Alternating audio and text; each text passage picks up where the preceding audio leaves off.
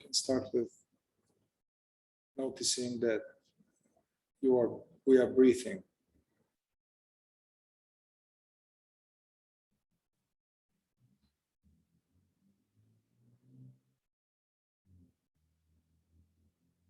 Watching this cosmic movement, but not just as a mindfulness practice to get somewhere. So Zen master said, when you watch your breath, be like a mother that is watching a baby. So it's loving watching and enjoying watching the breath.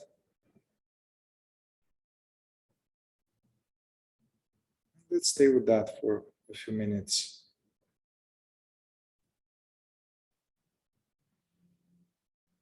Ignoring any remnants of the day that come anchored to the breathing awareness.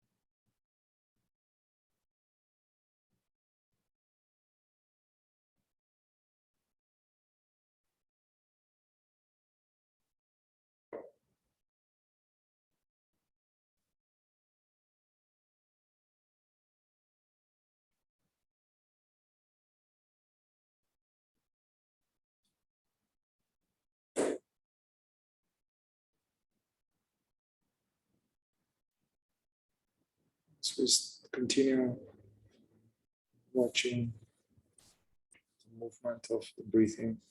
So relaxing the jaw, eyeballs, allowing the full weight of the body to be like a sack of potato.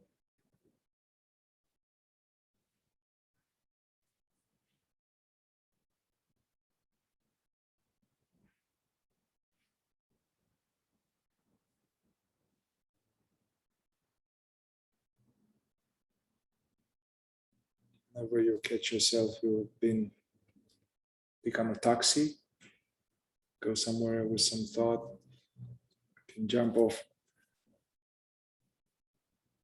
come back to the here and now space.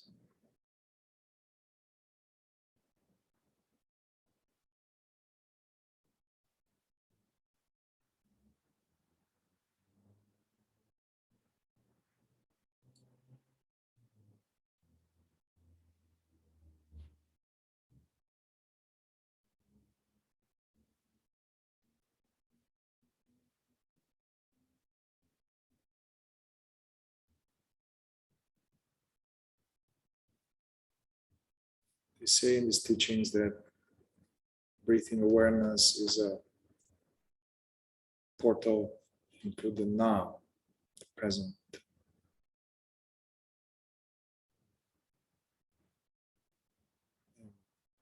The present is a portal into the experience of being aware. As the mind quiets down, it's more obvious that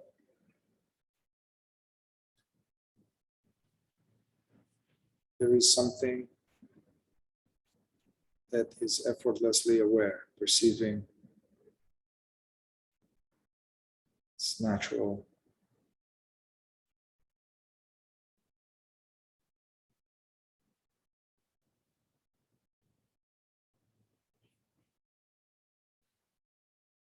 So as the mind gets more quiet, you can take attention off the breathing.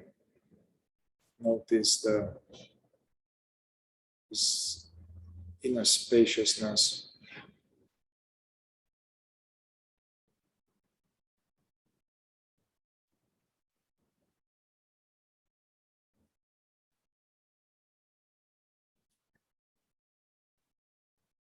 Welcoming fully any energies, sensations, feelings appearing in this spaciousness. without analyzing them or manipulating them in any way, especially if they are a little unpleasant.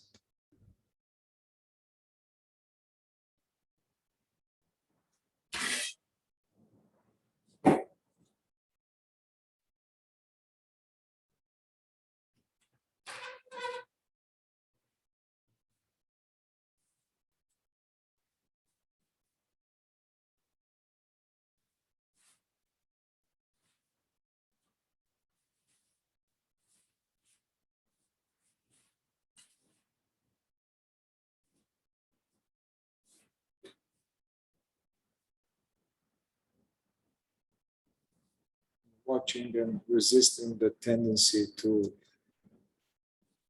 go elsewhere in some movie.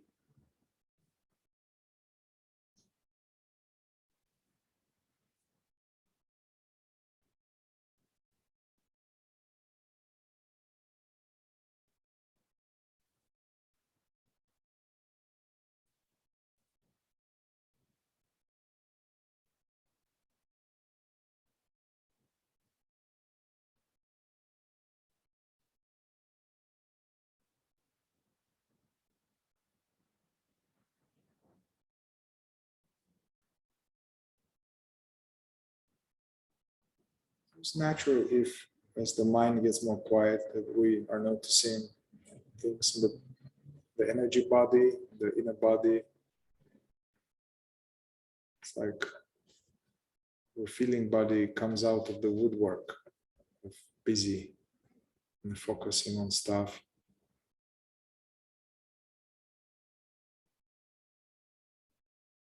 Giving full permission for these energies, currents, attraction, feelings, or numbness, or nothing. No interference.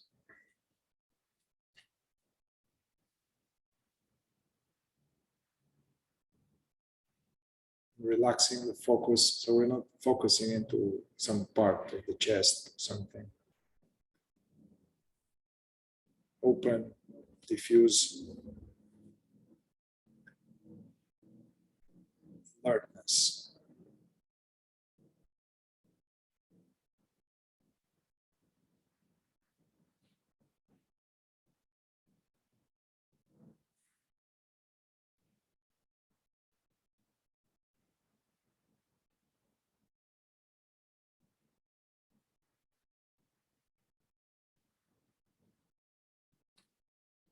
Including in this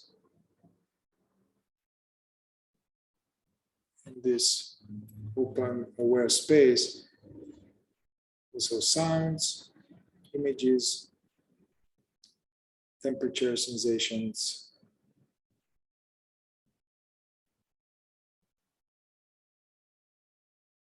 These are like permanent waves that appear to you as this presence.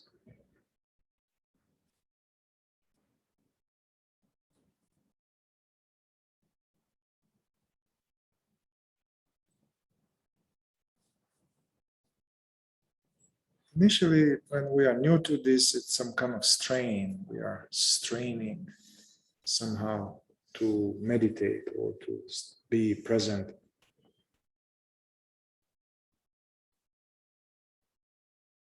Do your best to let go of any agenda or of any spiritual effort. We are watching these waves just like you're on a beach. There's no straining. It's relaxing.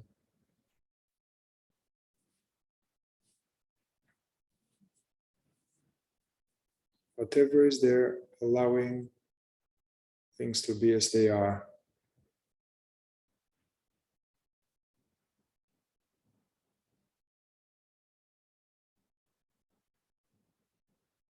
Not getting into the waves. Thoughts are free to come and go, not sticking to them.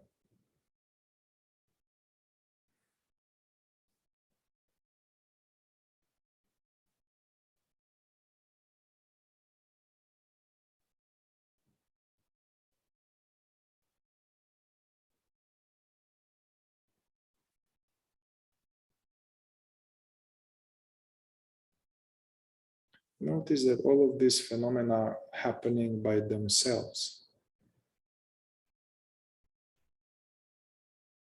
There's no control over what thought may come next or what sensation. Francis says it's like a cosmic event. All of these inner phenomena are impersonal.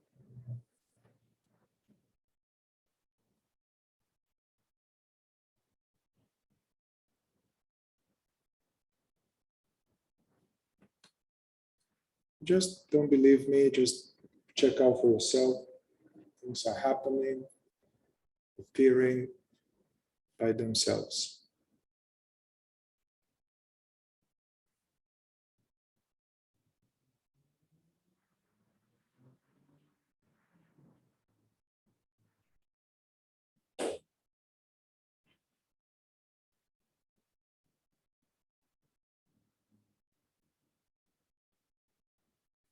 Also, this quality of noticingness, hearing this traffic and sensing sensations and my voice, this also is actually happening by itself.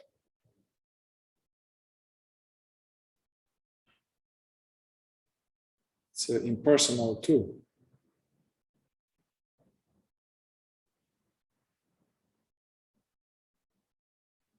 We have no choice but to hear his voice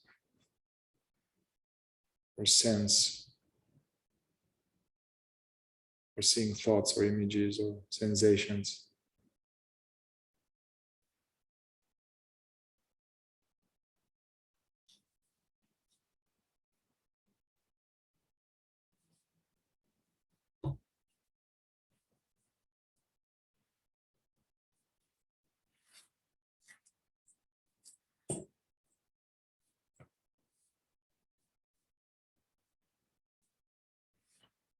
This might be a little unusual for some of us. Some of us, we can relax into it, but it's very different from the usual setting of the state of identification and resisting, which is our default state. It's always striving, resisting, next moment, get rid of this.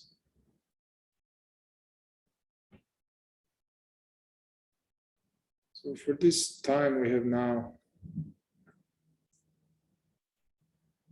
get more familiar with this absolute effortlessness of the experience of being aware.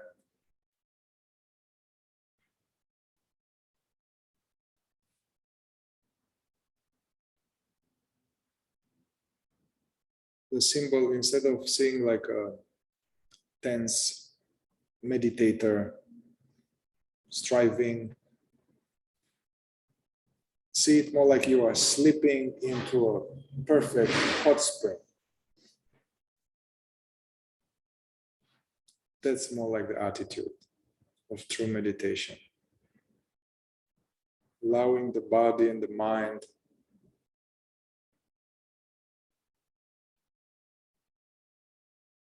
to just bathe, resting.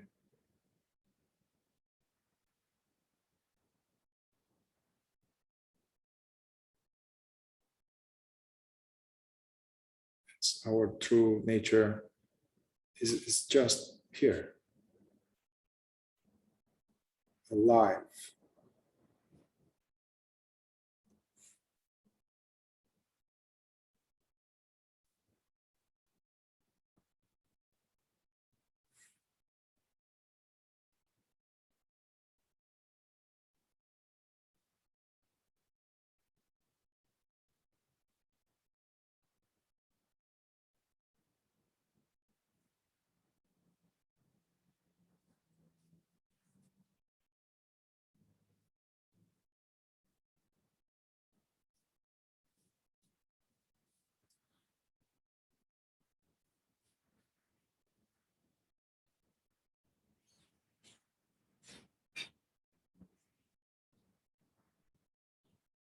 This non-dual tradition, they have this, they call the most direct form of meditation, self-inquiry. So we are asking ourselves this rhetorical question that the mind doesn't have the answer. We just throw this question and ignore any mind answers. We throw the question and simply, it's a pointer pointing towards something. So we are looking there. What is aware of our experience right now?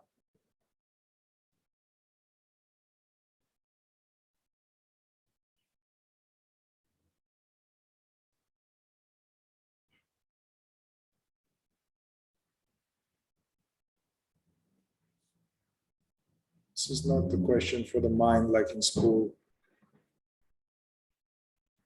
It's more like a look towards that which is aware of our experience right now. Be interested in that.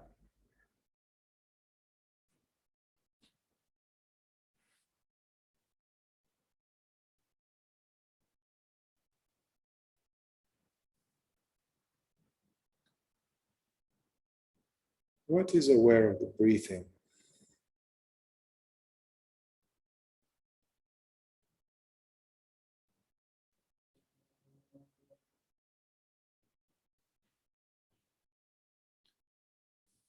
Initially, for some of us, the mind comes with answers and saying random things. We can say deep stuff. But if any thought appears as an answer, then see that this is a thought. This thought is not aware. This is a thought. To whom does this thought appears?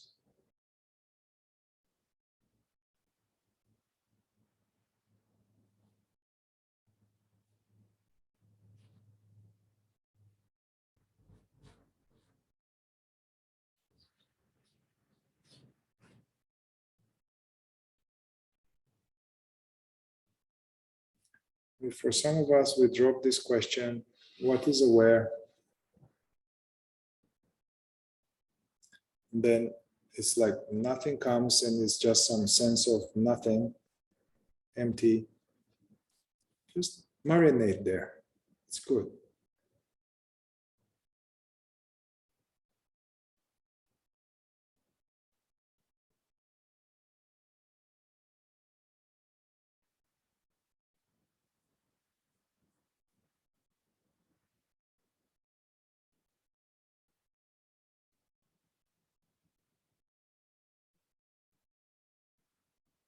The traditional question, which might have been overused and we got desensitized to that, is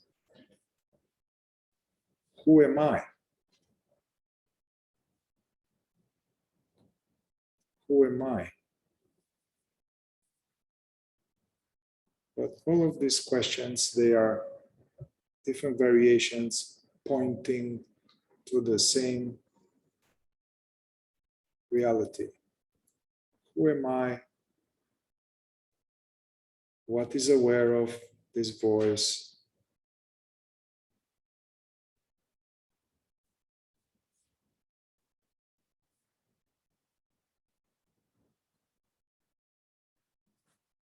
What is hearing?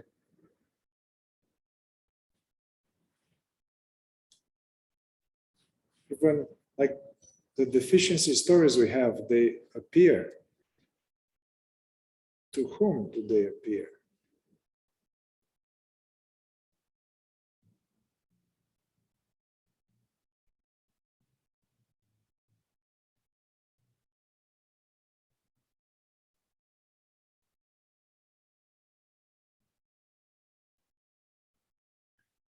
Trap here for some stages is to try to locate that which is aware, or to make it as an object or something, to see a subtle shape or feel something somewhere in the body, or so whatever appears that has a form, sound, an image, sensation, it's not it.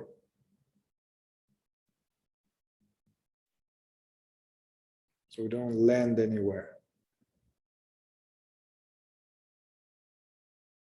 And we reuse the pointer.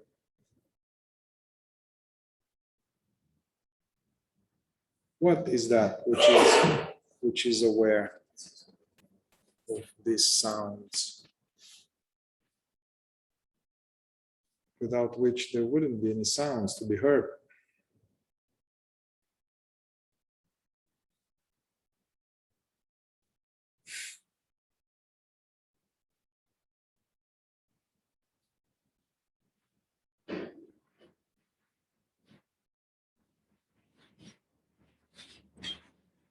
And so notice what is different now than when we started.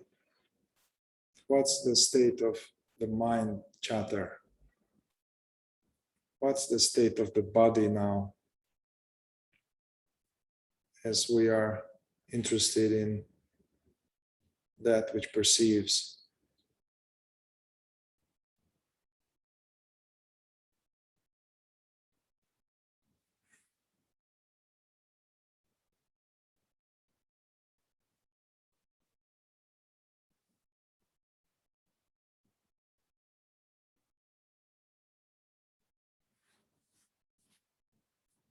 Yeah, so this is the essential primordial practice in this Advaita non-dual direct path, this asking the questions and what am I, what is aware, and not accepting any thought as an answer, and just living with the question, allowing to work itself in us.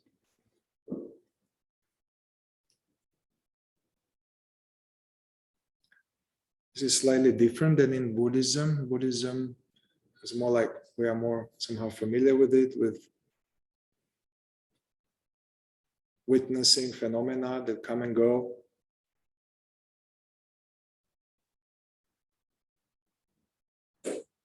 Although Buddha, when he was teaching in some famous sutra, he was saying that when you meditate, a thought comes, it's not I, it's not me, it's a thought that comes and goes. The feeling comes, it's not I, not me. Sound comes, it's not I, not me, comes and goes. It's a little more sticky when a deficiency story comes up.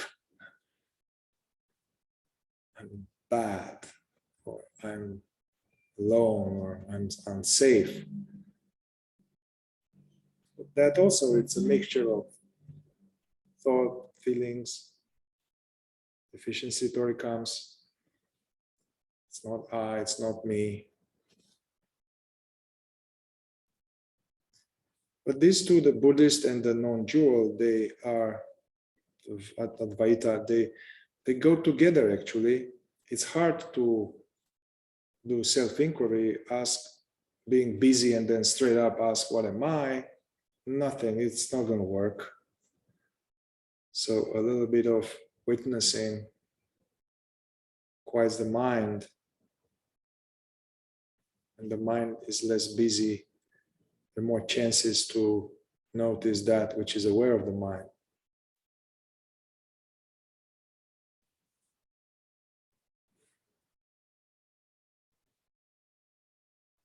Some trap on this self-inquiry path is that we make it as a mantra. What am I? What am I? And no, it's more like asking, and what's essential is to look and rest. Knowing that anything that may come, it's not it.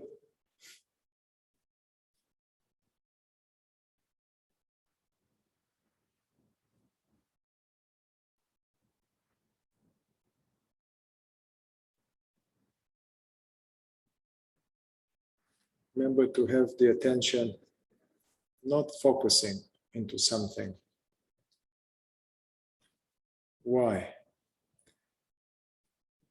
Whatever we are focusing on is just an object, a thought, a feeling, sound. So we are interested in not in the thought and feeling, but in that which is aware of the thought and feeling. So opening the attention is a key.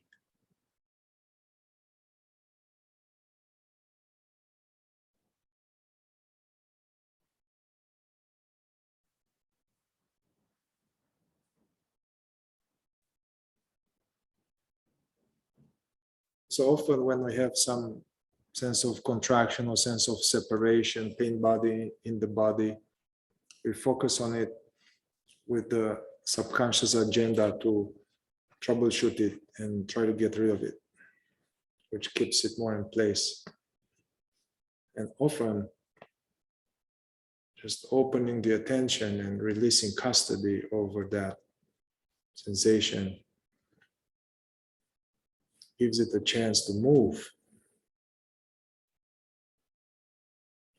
But our not wanting it keeps it longer there.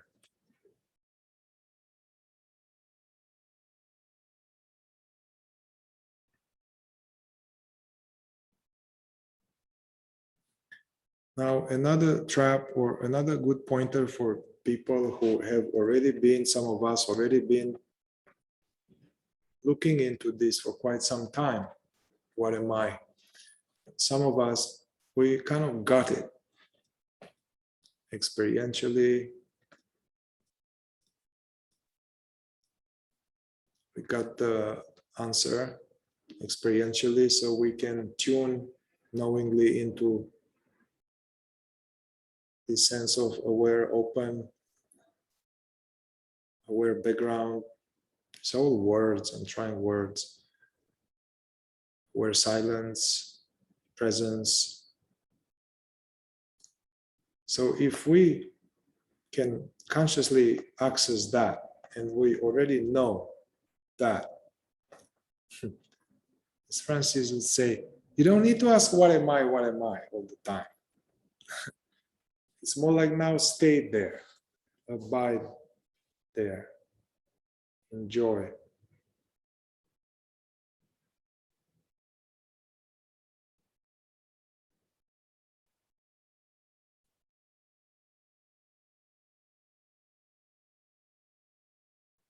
If we already honestly have a sense of, yeah, I'm not these thoughts, this voice, there is this mysterious whatever that is here, call it whatever, a wakefulness, presence. What Francis recommends is to go to a next step now and ask, investigate, how do I know that this presence is limited? What's the evidence that this which is aware right now is dependent on the body or the brain?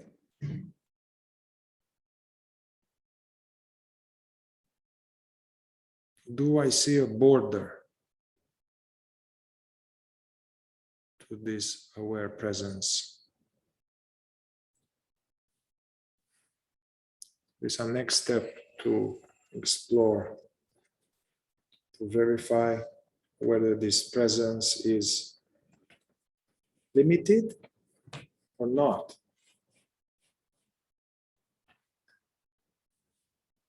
Or at least to get to the strong conviction that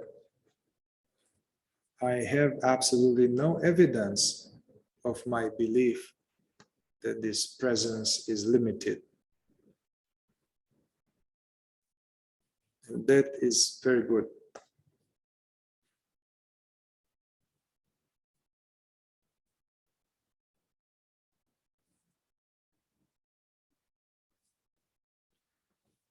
Knowing that we are not the thought, but we are this presence, brings relief.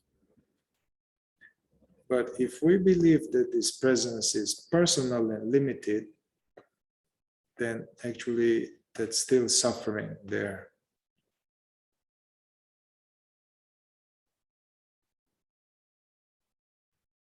So for the last couple of 3 minutes or so, do nothing. Allowing ourselves to just be effortlessly.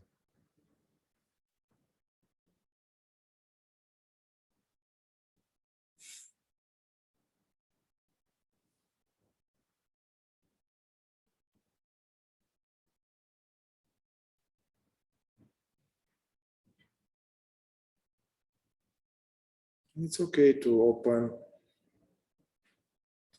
turn on the camera of the visual,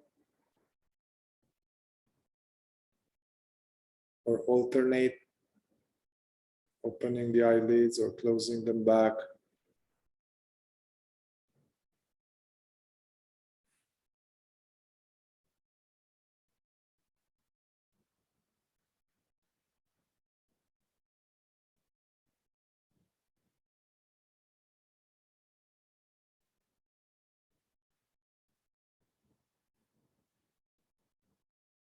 But the trick is when we open the eyes it's the tendency is to label and stuff like that, go into associations. So trying to see without the narrative.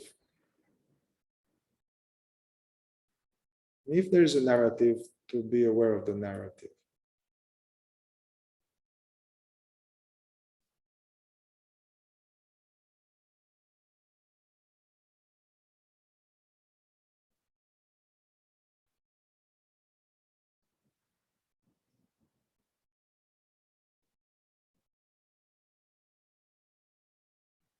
You can even try push the envelope a little bit, can maybe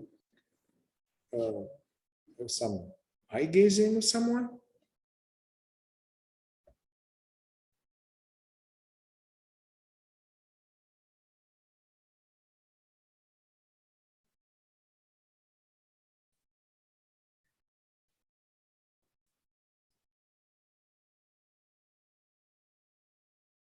Here, often for some of us, some stuff may come in the body, whatever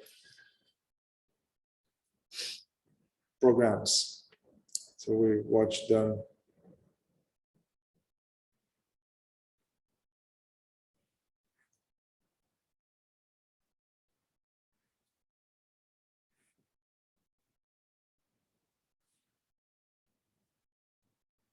Like, it's not safe, do they judge me, I'm too thin, I'm too fat, whatever. Not safe.